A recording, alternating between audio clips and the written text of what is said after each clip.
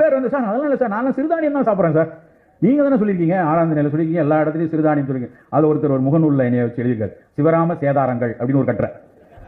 என்ன கட்டுறேன்னா, நானும் படிச்சேன், நிறைய பேர் திட்டுவாங்க, சரி என்னமோ திட்டிருக்காரு படிச்சு பார்ப்போமா அப்படின்ட்டு படிச்சு பார்த்தா எழுதிருக்கான். இவர் வந்து சிறுதானியம் சொன்னதுக்கு அப்புறம் எல்லா பேரும் சிறுதானியம் சாப்பிட்டா சக்கரை போயிடும், ஆளாளுக்கு சிறுதானியத்தை மாவாக்கி அதுல பணியாரம், அதுல கொழுக்கட்டை, அதுல தான் தோசை, அதுல நான் தினமும் கஞ்சி சார் அப்படிங்கிறான். சக்கரை வியாதிக்காரங்க கஞ்சியா சாப்பிடக்கூடாது. சக்கரை வியாதியில வரகரிசியில உப்புமா சாப்பிடலாம், வரகரிசி பொங்கல் சாப்பிடலாம், தினை அரிசி பொங்கல் சாப்பிடலாம். அந்த தானியம் முழுமையா இருக்கணும். அதை உடைச்சி மாவாக்கி கஞ்சி ஆக்கிட்டீங்கன்னா அதுவும் வேகமாக தான் அப்சர்வ் ஆகும். அதுல இட்லியை வச்சு அதுவும் வேகமாக தான் அப்சர்வ் ஆகும். சார் எங்க வீட்டில் மாப்பிள்ளை சம்பா இட்லி போச்சு இருக்கும், நல்ல வெள்ளை இட்லியை விட பெட்டரா தான் இருக்கும். ஆனா தீர்வு இல்லை. நம்ம வீட்டில் குட்டி குழந்தைங்க இருக்காங்க, சின்ன சின்ன பிள்ளைங்க இருக்காங்க, வளரக்கூடிய குழந்தைங்க இருக்காங்க, அவங்களுக்கு நிறைய சிறுதானியத்தில் இருக்கக்கூடிய கஞ்சிகள் கொடுக்கலாம். மிகச்சரியாக கேழ்வரகு கஞ்சி கொடுக்கலாம்.